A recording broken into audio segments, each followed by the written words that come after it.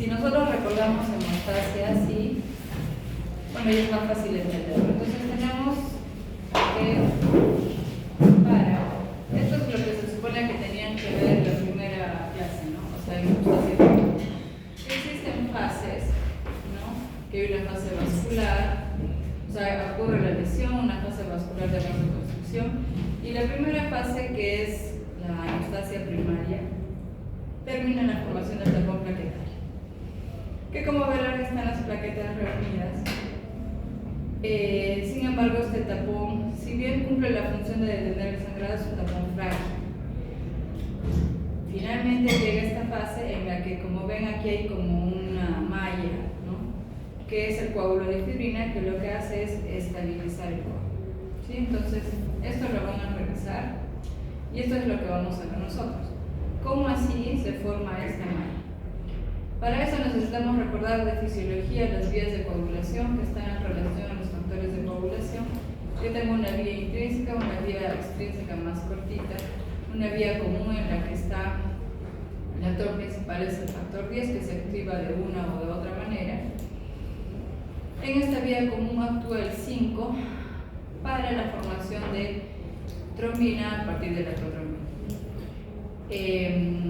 Y una fase final en la cual también es susceptible de tener errores y por lo tanto no se va a producir esta malla de fibrina y por lo tanto mi paciente va a sangrar. Entonces, tan importante es esta y sobre todo esta, ¿sí? La vía común.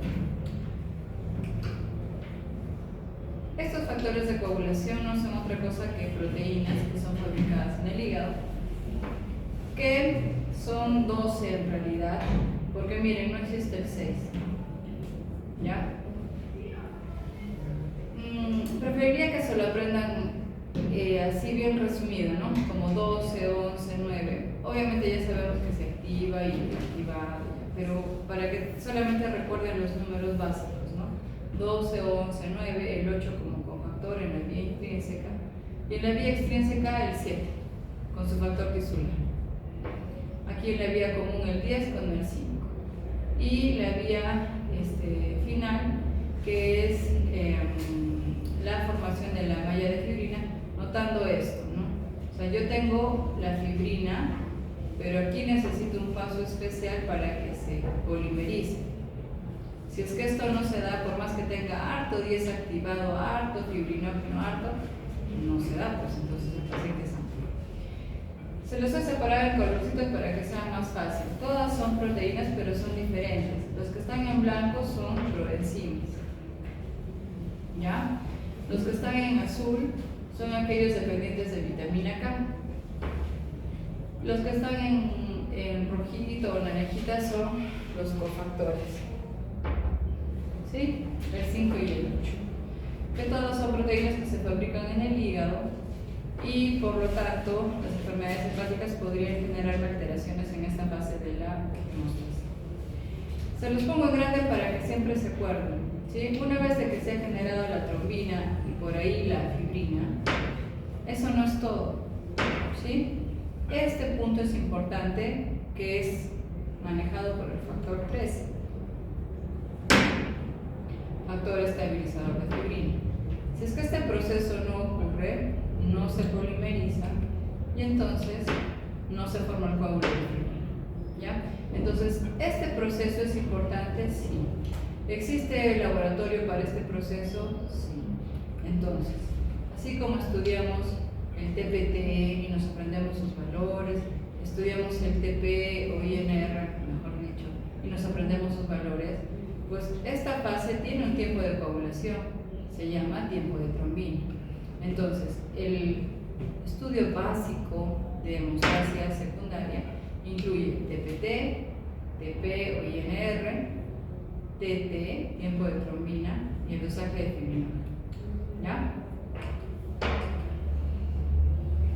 Ahora, es verdad que eso es lo que pueden encontrar, de hecho deben de haber encontrado, ¿no?, en la bibliografía, y es importante que se los mencione. Una vez que ocurren las fases de la hemostasia, no ocurre una orden en el que termina un proceso, toca la campana, empieza el siguiente proceso, toca la campana, empieza el siguiente proceso. Así no es, así no funciona. Es un proceso muy funcional, muy activo y que tiene como célula principal la plaqueta. Entonces, esto se llama modelo celular, que es lo más fisiológico de entender, sobre todo si nos acordamos que la plaqueta además en su interior tiene ciertos factores de coagulación. Entonces, pretender de que la plaqueta actúe solita y que el fibrinógeno que tiene por ahí la plaqueta para hacer la agregación plaquetaria solo sea el que tiene acá en la plaqueta es un poco inocente. En realidad lo que ocurre es esto, es un proceso en el que cuando la plaqueta se empieza a activar, ya la hemostasia secundaria ya está funcionando, de manera que el tapón plaquetario y el coágulo de fibrina en realidad tienen un tiempo, es 1 minuto, 2 minutos más, ya no es un proceso seguido del otro, sino que van juntos. ¿Ya? Y eso es lo que dice el libro, que es el nuevo modelo, no tan nuevo, el modelo celular de coagulación, en la cual no existiría esa diferenciación entre hemostasia primaria y hemostasia secundaria, sino que prácticamente todo se da junto. Sin embargo, es importante recordar estas fases como tal por el tema del laboratorio, ¿no? En las prácticas ya deben de haber practicado. Cómo es que cuando yo pido mis tiempos de coagulación, cada uno de esos tiempos me empieza a dar idea de dónde está el problema, lo cual no podría explicarse en este modelo porque aparentemente está desordenado. Si se fijan, no está muy desordenado. En realidad, miren, aquí tienen el 12, el 11, el 9, acá tienen el 7, acá tienen el 10, ¿sí? Y acá abrió una flechita, ¿no? Por eso dicen que el fisiológico, ¿no? El proceso inicial es la vía extensa, ¿no? Con su factor visual. Pero bueno, en realidad nosotros quisiéramos que ustedes todavía mantengan este recuerdo para que sepan usar los tiempos de coagulación y puedan dar aproximaciones diagnósticas, que es lo que más interesa. Y entonces ya, si nos acordamos de eso, las alteraciones de la hemostasia secundaria van a estar agrupadas porque siempre es bueno que se ordenen, que ordenen su conocimiento. Entonces, ¿cómo me pueden faltar estos factores de coagulación? Bien fácil, o no los produzco, o los consumo, o alguien los está bloqueando. ¿Sí? Entonces, en el defecto de síntesis de factores tengo un grupo que es congénito, otro grupo que es adquirido. En el consumo excesivo de factores tengo una patología especial que es el CID, y en la presencia de inhibidores de factores no son otra cosa que anticuerpos o algunos fármacos. Entonces, ordenémonos de esta manera cuando encontremos alguna alteración en los tiempos de coagulación. ¿Cuáles son? TPT, repito, TPT, TP o INR y tiempo de trombina. El tiempo de trombina nunca se olvida. En realidad se han olvidado tanto que para que se den cuenta qué tan graves estamos, es que las emergencias ya no lo consideran como un examen de emergencia. Para que vean. ¿Por qué? Porque no lo piden. Y entonces cuando el hematólogo pide tiempo de trombina dice, no, eso no se hace en emergencias, se hace en rutina. Está mal. O sea, la razón es, los tecnólogos dicen es que no, los médicos no piden. Entonces estamos graves. ¿Sí? El perfil hemostático de hemostasia secundaria mínimo, lo mínimo es que puedan observar los 3 puntos. O sea, si solo piden 2, con razón estamos graves.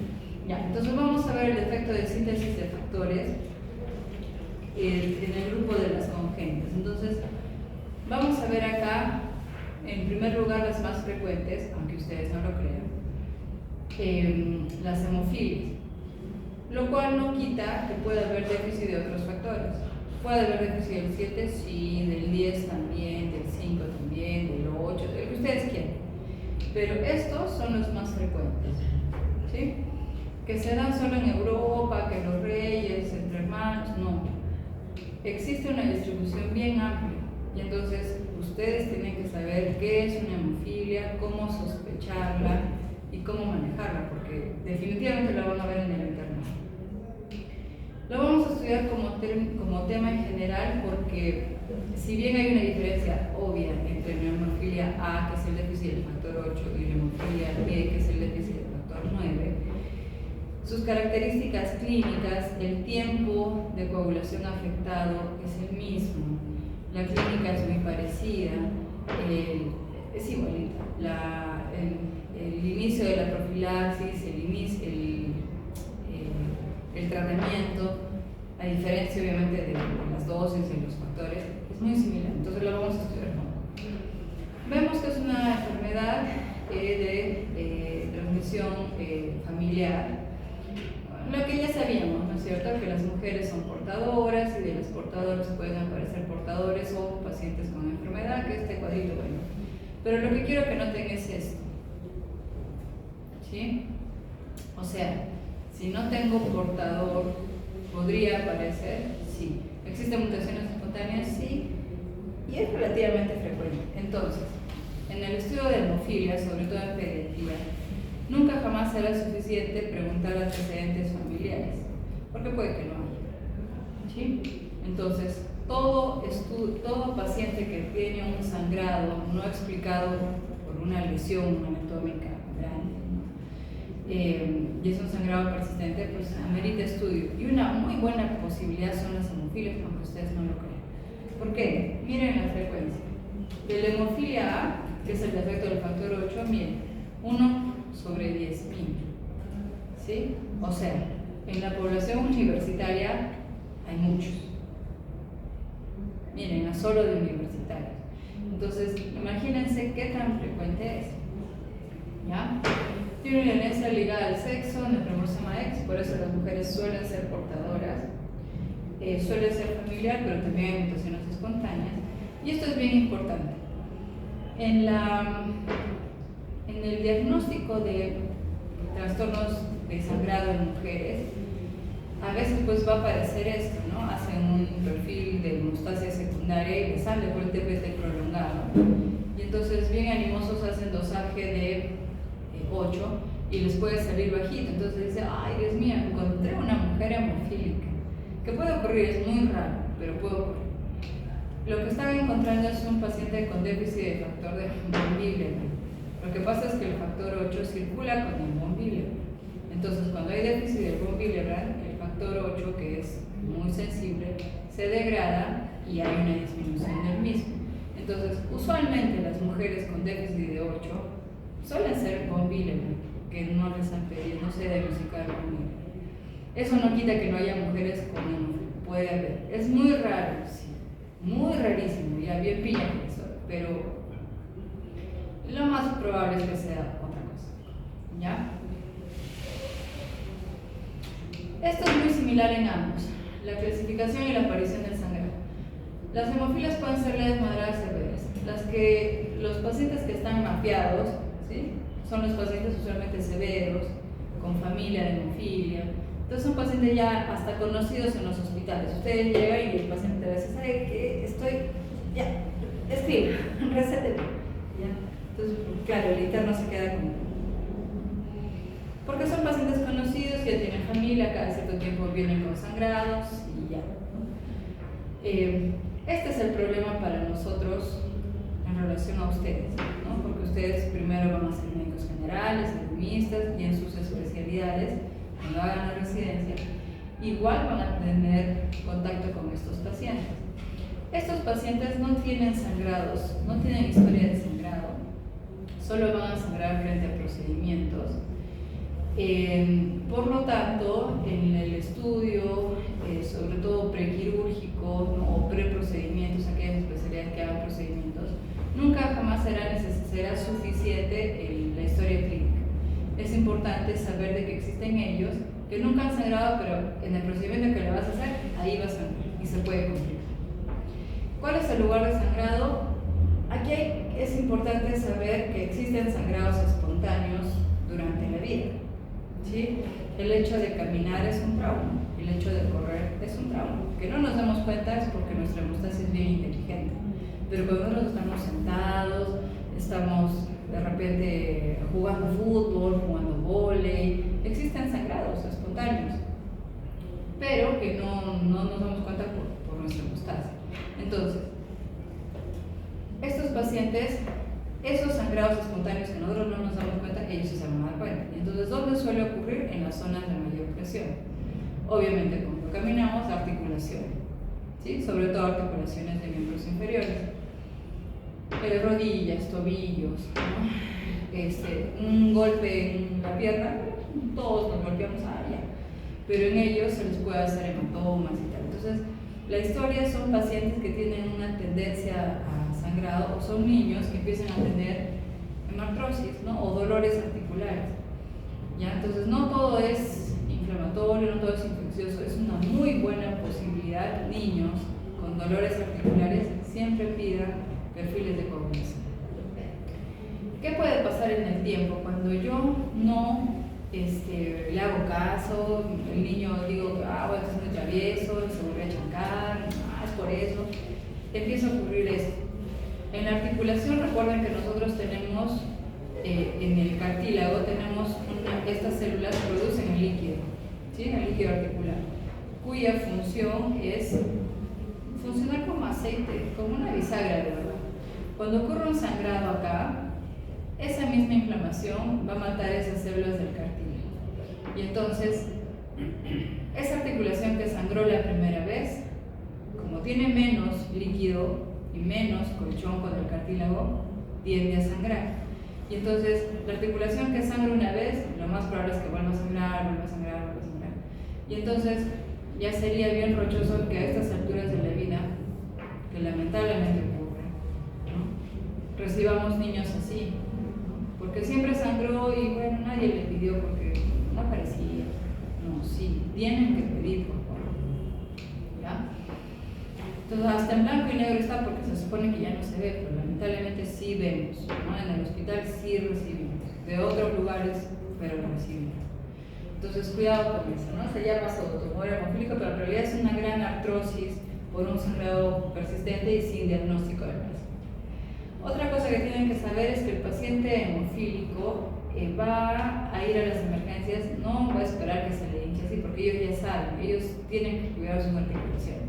Entonces, ellos, dolor articular que es igual a hemartrosis, fin.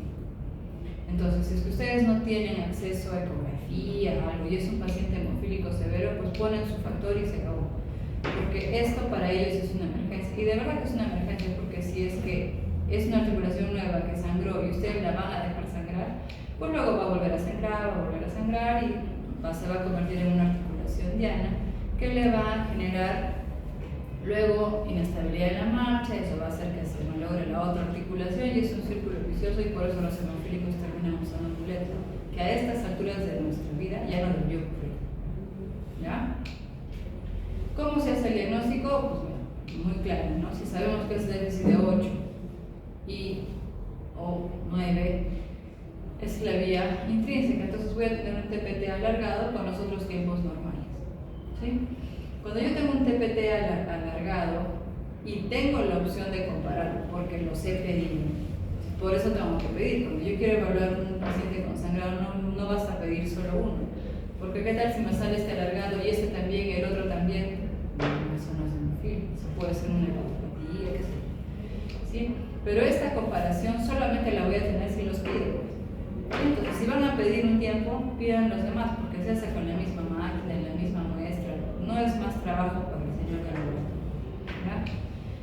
Cuando yo tengo esta sospecha, pues hago el dosaje de factor y ahí voy a tener si es el 8 o es el 9.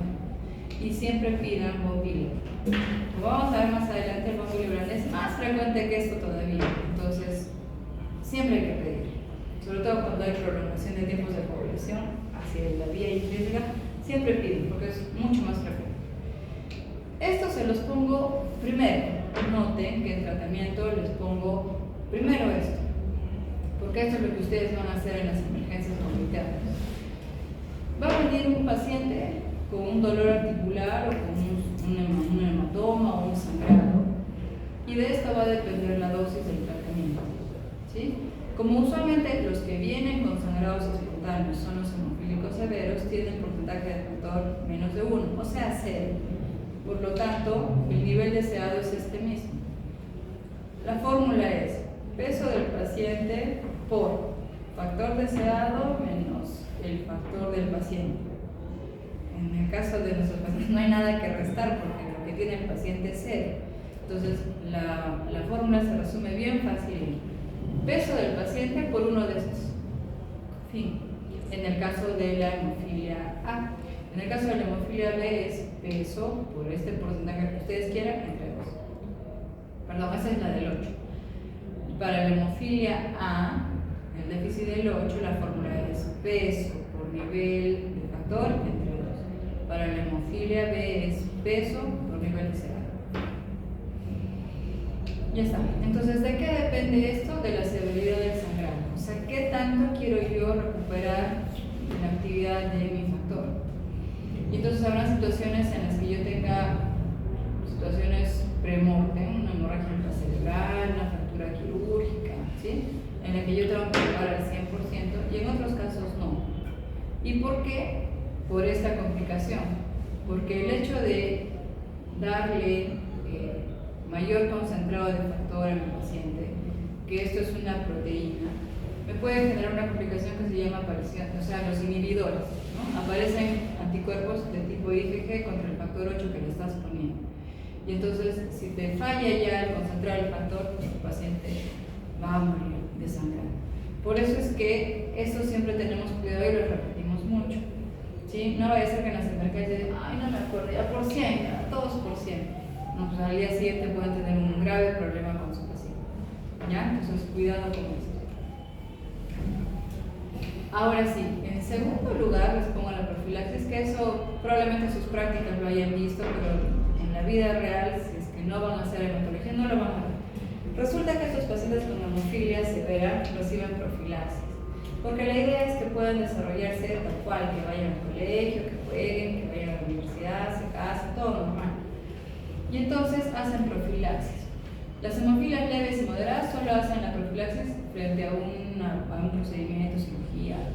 Los otros, los severos, pueden hacer a demanda, por ejemplo en el caso en el CIS, que suele no haber concentrado de factor. Y en los otros sistemas de salud sí, les pueden dar profilaxis continuada. Entonces, 2 a 3 veces por semana a esta dosis, ¿no? 20, 50 unidades por kilo, que eso es lo que pueden estar viendo en consulta externa. La idea es que ellos aprendan a autoinfundirse. Existen talleres, existen agrupaciones de hemofílicos y que cada cierto tiempo acogen a los nuevos diagnosticados y les enseñan, porque la idea es que ellos solitos se infundan el factor.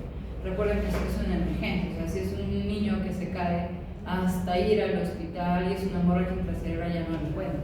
Entonces, a ellos se les da el concentrado de factor, lo tienen guardado en su casa, en el refrigerador, y frente a cualquier emergencia le ponen la primera dosis y ya recién trasladan al paciente. Entonces, igual, eso también se ve, ¿no? A veces el interno, el residente dice, no, esto, yo, no, que venga el especialista. No, no hay tiempo, ustedes mismos son ahí, tienen que poner el factor. Sí, y obviamente el hemofílico les va a hacer el show, porque ellos saben. Entonces, tienen que saber este tema sí o sí. En el caso de la hemofilia B es, obviamente, el déficit de factor 9, la clínica, la profilaxis, la clasificación es igualita. ¿Qué es lo diferente? Que es menos frecuente, miren, 1 en cada 100.000, ya son menos. También tiene una herencia ligada con el cromosoma X, pero como les repito, la clínica y tal es igualita. El manejo en las emergencias es con el mismo cuadro, la única diferencia es la forma. Ahora, la más frecuente, enfermedad de von Willebrand, es la más frecuente. Ocurre, miren, en el cromosoma 12 tenemos un gen que va a producir una proteína que se llama von Willebrand. Pero miren al final lo que yo necesito multímeros diferentes. Y aquí está la explicación de cuando ustedes leen y encuentran el factor de von Willebrand en el endotelio, pero también lo encuentran dentro de la plaqueta, pero también lo encuentran circulando porque hacemos dos ángeles de von Willebrand. Entonces, se está refiriendo a todos estos multímeros que van a ser partidos por una enzima que se llama el ADAM13, que luego la van a revisar, creo que no. Bueno, entonces, ¿en qué consiste la enfermedad de von Willebrand? Hay un déficit cuantitativo, pero también puede haber una alteración en esta ruptura. Entonces, puede que un paciente solo tenga este tipo o este tipo, y entonces existen alteraciones cualitativas del von Willebrand. Esto es lo que lo hace difícil, por lo tanto su diagnóstico, a pesar de que es más frecuente, pareciera menos frecuente en los hospitales, ¿no? Como que ves 5 hemofílicos y un von Willebrand. Lo que pasa es que no se están diagnosticando, ¿ya? Entonces, su función es, a partir de estas prácticas, tener en cuenta esto, que cualquier paciente, que de hecho les debe de haber pasado, ay, que tengo más tendencia al sangrado, que me suele salir sangre en la nariz, ay, cuando me cepillo los dientes sangre, esos son von Willebrand que no están diagnosticados. Entonces, la idea sería completar esa data. Como es el cromosoma 2 no es ligado al sexo, tiene una transmisión autosómica dominante, por eso es recontra frecuente.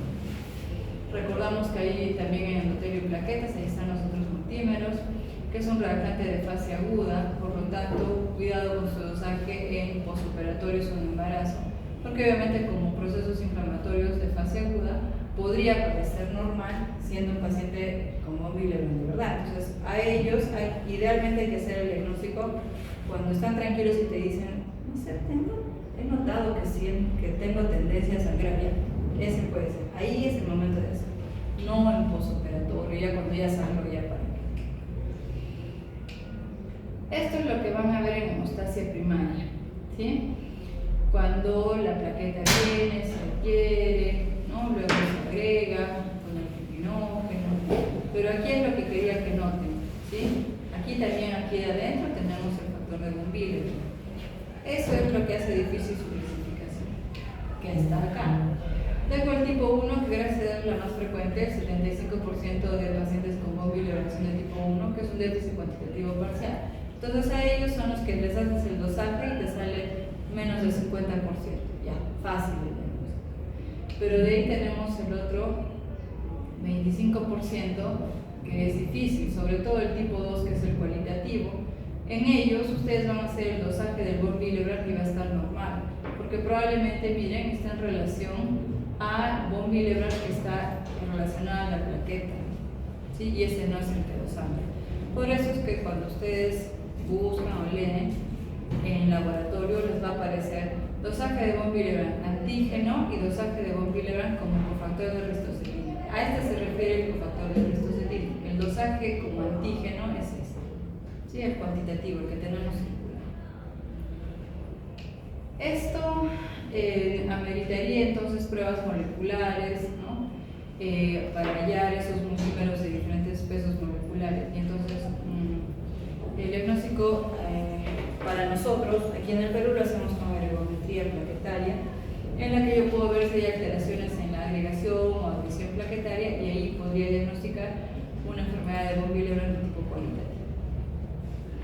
La clínica igual, suelen haber sangrados en niños, pero es un sangrado más espontáneo, diría yo, porque no necesitas caminar.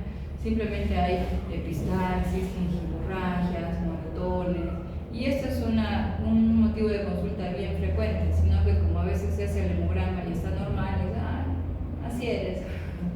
Pero no, miren, es una clínica más suavecita. Pueden tener, miren, 70% sangrado cutáneo mucoso. Posparto puede aparecer, por eso en sus rotaciones de gineco van a ver que los ginecólogos siempre andan detrás de ustedes en las historias clínicas, ¿no? Para antecedentes de sangrados, si nunca sangraron en los otros partos, cómo ha sido, porque claro, les suele sangrar a ellos, ¿ya? En el tratamiento, para ellos también existe un concentrado comercial del factor de von Willebrand, obviamente relacionado al 8, ya saben por qué, ¿sí? Porque ellos también tienen déficit de 8, no tenían von Willebrand. Entonces no es que esto esté equivocado, no, así se vende, ¿ya? Estos otros tratamientos son adyuvantes, por decirlo de alguna manera. Este tratamiento de concentrado se suele hacer periprocedimiento, periparto, pericirugía, ¿no? Pero estos pacientes que tienen un sangrado siempre les sangran la nariz, siempre les sangran las encías, no les vas a estar poniendo el factor por cada rato. Podemos utilizar hemostáticos locales como los antifibrinolíticos, como el transamin, por ejemplo, que puede ser vía oral cuando es un sangrado mayor, o puede ser en la ampollita, ¿no? se pone en una gasita y se puede colocar, y también ayuda a detener estos sangrados. Transfusiones, bueno, en el caso de que no tengas el concentrado, ya sabemos la mejor transfusión en la que no se hace, y se suele hacer con concentrado plaquetario o crioprecipitado. Obviamente va a ser mucho volumen para lograr no detener un sangrado, por eso lo ideal son los concentrados del factor de Bunbury. ¿Podría utilizarse el factor recombinante del 7? Claro, que el 7, que es un medicamento que en realidad puentea todo, pues, ¿no? O sea, hace la extrínseca de Fer, activa el 10 y se olvida de lo 8 con su nombre. Ahora, déficit de otros factores. Puede haber déficit de otros factores, como ya les había mencionado, ¿sí? ¿Qué ocurre con mi paciente? Igual, tiene tendencia al sangrado, entonces ustedes van a hacer el hemograma, van a hacer la gravimetría plaquetaria, van a hacer el perfil básico de hemostasia secundaria y de repente todo está bien. Entonces, ¿qué es lo que tendrían que hacer? Dosaje de factores, ¿no? Entonces, en esos dosajes de factores sí, pues me puede faltar el 5, el 7, cualquiera. Son menos frecuentes, pero existen. Entonces, esas consultas por tendencia al sangrado, háganlas, es interesante, es importante para el paciente. Nada más. Las adquiridas, ¿no? Tengo el déficit de vitamina K, o sea, que no esté produciendo, que no tenga factores de coagulación, pero por un trastorno adquirido. Déficit de vitamina K, las hepatopatías, el CID o los inhibidores de coagulación. El CID está considerado acá porque obviamente es un trastorno adquirido, esto no es congénito. Y la aparición de inhibidores de factores de coagulación también es adquirida. Entonces recuerden que estas estaban dentro de mayor consumo, ¿sí? En primera clasificación. Y estas estaban en bloqueo de esos factores de coagulación. Los he juntado acá para tener solo dos cajitas, congénita y adquirida. En el déficit de vitamina K, recordar que la vitamina K está ampliamente distribuida y que además nuestra propia flora intestinal produce vitamina K. Entonces, la posibilidad de que yo tenga un déficit de vitamina K así nomás es bien difícil. ¿Dónde podría ocurrir? ¿No? Una dieta contra inadecuada, el uso de antibióticos, y esto sí lo van a ver en las hospitalizaciones, ¿sí? Cuando se utiliza un esquema, otro esquema, 3, 4 antibióticos para un paciente, y entonces empieza a tener trastornos de sangrado, ¿sí? Bueno, ahí nos llaman a nosotros de vitamina K. Obviamente después de haber estudiado otras cosas, a veces les queda a ustedes la sensación, no, sí, pues les haga vitamina K. No, sino que en ese paciente en específico probablemente hayamos encontrado alguna de estas cosas. Ahora, cuando ustedes hagan neo, también van a encontrar que a los bebés les ponen su vitamina K. Obviamente en el prematuro con mayor razón. ¿Por qué? Porque no tienen pues flora intestinal. Entonces ellos hacen fácil y rápido un déficit de vitamina K y podrían tener sangrado, sí. La clínica clásicamente es hemorragia, pero si recordamos que la vitamina K es un factor importante para muchas proteínas, se acordarán de la anticoagulación natural en la que la proteína C y la S también necesitan vitamina K. Entonces, podría haber clínica de trombosis, sí, todo es posible en medicina. La explicación es esa. ¿Qué voy a tener en la analítica? Pues si tengo un déficit de vitamina K, ¿qué factores serán? 2, 7, 9. Ya, el 2, ¿qué vía es? La de abajo, ¿no es cierto? La final. La 2, la rotrobina. El 7. El 9. El 10. O sea, todo. ¿Sí? Sí, pues efectivamente casi todos están alargados. Ahora, ¿por qué van a encontrar alargado normal? Porque se supone que es un proceso que se va comprometiendo poco a poco. Y entonces existen vías más sensibles, como es la vía extrínseca, que solo es una vía de un solo paso. Entonces es la vía que más rápido se va a afectar, ¿no? Entonces, en algunas circunstancias podrían encontrar uno normal, otro prolongado.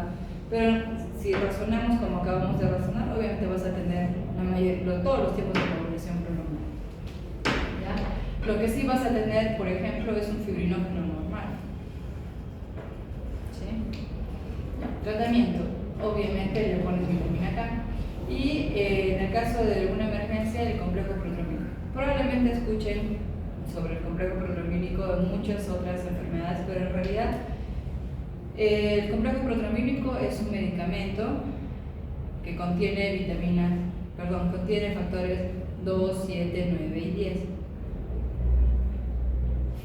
que era justamente para eso. En realidad se fabricó como antídoto de la warfarina, ¿sí? De los antagonistas de vitamina K. ¿Ya? Entonces, esta es su real indicación. ¿Que puede servir para otros déficits de factores? Bueno, puede servir, pero esa es su real indicación. ¿Qué ocurre en las hepatopatías? Sería muy fácil, ¿no es cierto? Entonces en las hepatopatías no hay factores de coagulación, entonces en base de sangre, fin. Y entonces, ¿cómo tendría que ser? Ya le pongo plasma y ya. Pero no. En realidad el paciente hepatópata es más complicado de lo que parece. Entonces tienen que tener mucho cuidado porque en pacientes hepatópatas hay un montón. No solo por cirrosis secundaria, recuerden que hay cirrosis autoinmunes también, ¿sí? Y entonces la hepatopatía es una comorbilidad muy frecuente. Y entonces, ¿dónde viene la complicación? La complicación es que el hígado produce los factores de coagulación, pero también produce otros factores. ¿Cuál es la otra complicación? Que comparte circulación con vaso. Y entonces, si aquí hay fibrosis, toda la circulación que debía entrar acá va a vaso, produce esplenomegalia con hiperesplenismo, ¿sí? Y se acordarán que cuando han hablado de trombocitopenias, ¿no? Por ejemplo, hablaban de trombocitopenias de distribución que ocurren cuando crece el vaso, ¿sí? Entonces, ¿por qué son difíciles? ¿Por qué hay déficit de factores? Obvio, eso era lo más fácil de pensar. Porque además hay trombocitopenia asociada porque hay hiperesplenismo. Porque además, como hay lesión hepática y hay ruptura, mientras se hace la fibrosis se va rompiendo ese tejido, hay un CID asociado.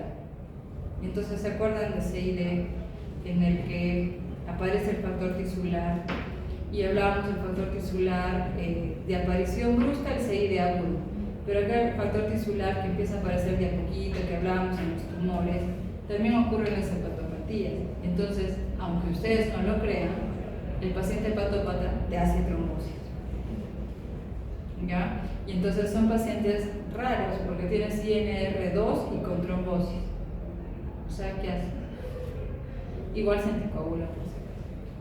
¿Ya? Entonces el cuidado con el hepatópata no es tan fácil como parece. A veces escucho y dice, tiene INR2, tranquilo, él no te va a hacer trombosis.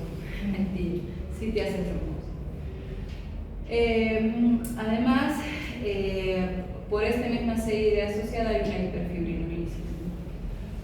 Bueno, pues estos son los motivos por los cuales el paciente hepatópata es difícil de manejar, entonces hay que hacer un correcto diagnóstico para saber qué es lo que tiene y poder ayudar.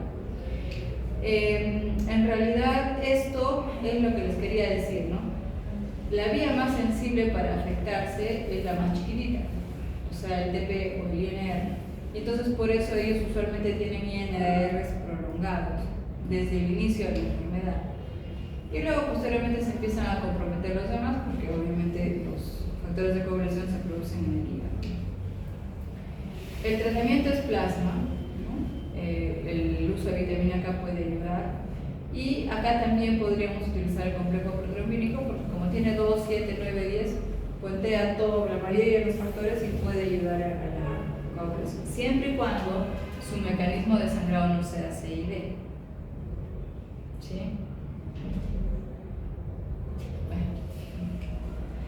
CID. El CID es una patología compleja en la cual ocurre sangrado porque hay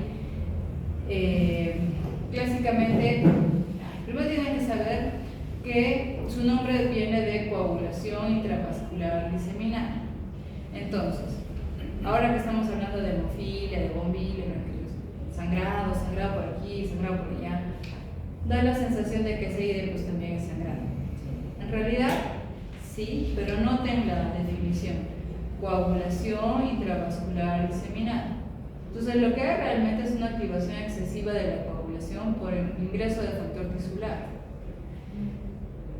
esta entrada de factor tisular brusca me va a generar un consumo de factores, porque me va a hacer coagular millones de coagulitos que yo no pedí, pero como apareció factor tisular, pues aparecen estos microcoágulos, se me gastan mis factores y mi paciente sana.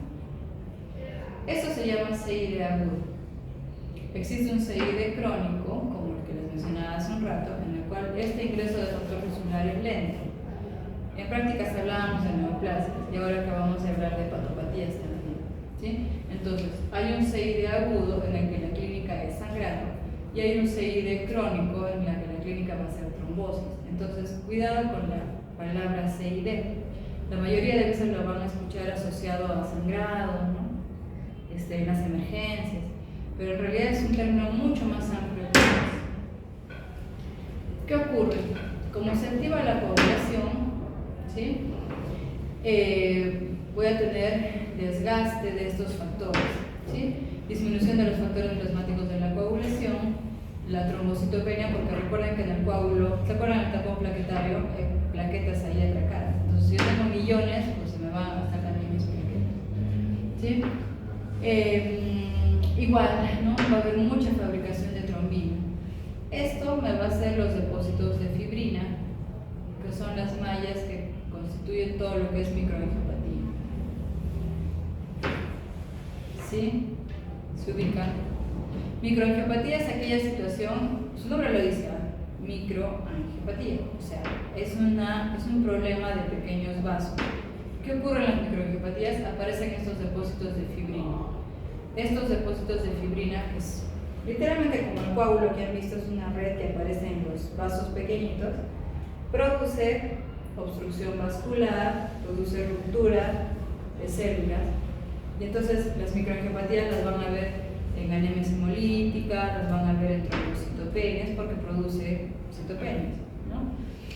Y en el caso del CID, obviamente, produce una obstrucción vascular. A su vez, si ya se produjo el coágulo, va a haber fibrinolisis incrementada, tratando de solucionar el problema. Y esto a su vez les produce más sangrado. Y entonces el CID agudo es una patología con un sangrado, usualmente es mortal, ¿no? Entonces esperar que se desarrolle un CID hasta el último ya carga. ¿Cuáles son los criterios?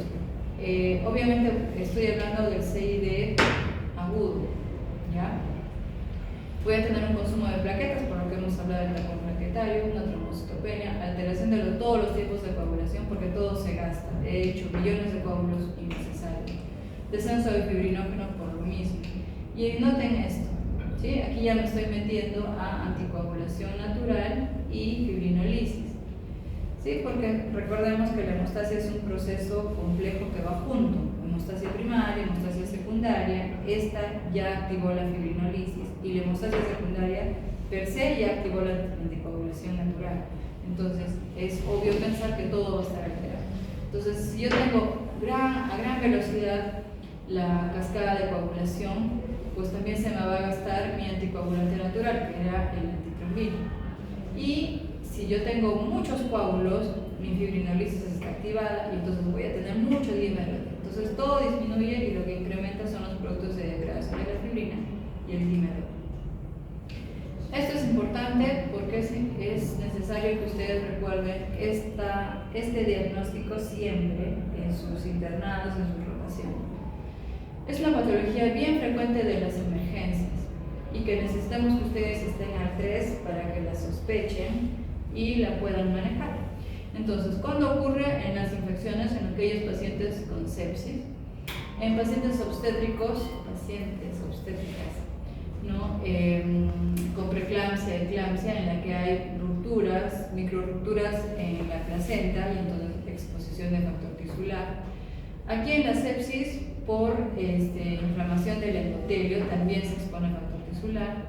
Ciertas neoplasias como la leucemia premenocítica aguda, que la vamos a ver en el seminario, también hay exposición de factor tisular.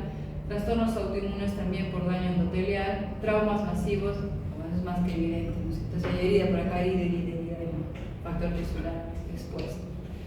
Y entonces hay cuidado con el tratamiento, ¿no? Si es que es un CID agudo, ¿sí?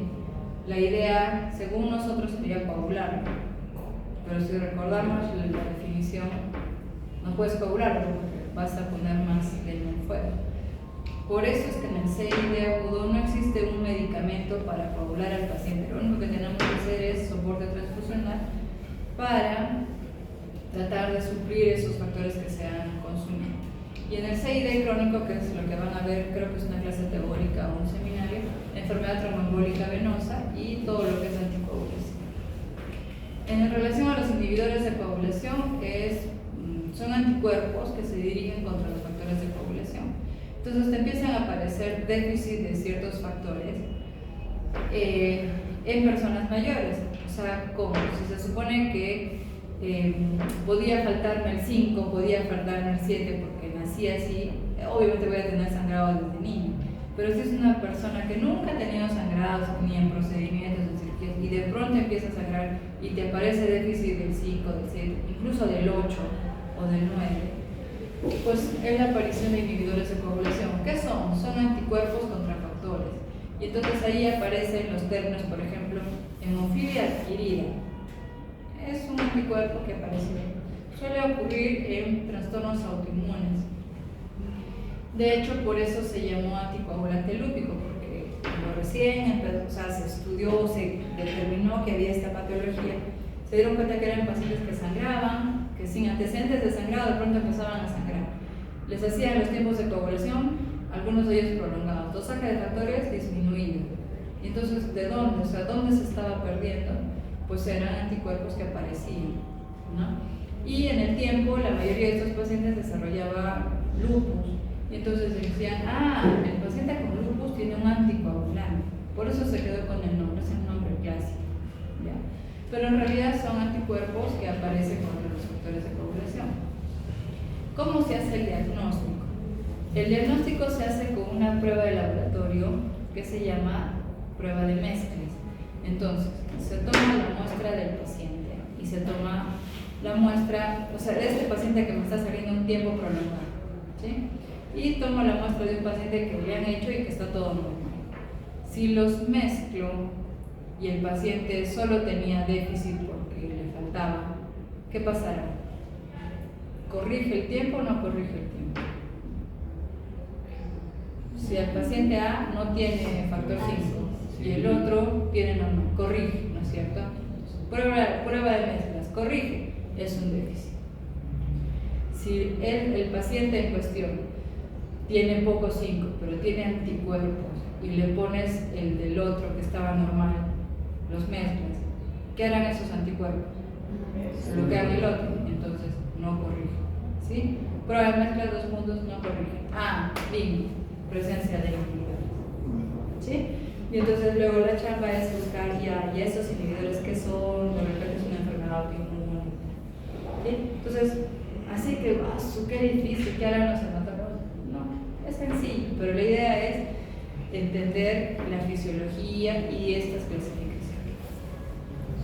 Ya, esta es otra clase. Ya, chicos. Ahora, el tratamiento de como que tiene anticoagulante lúpico positivo es dar las preferencias o cuál es el tratamiento.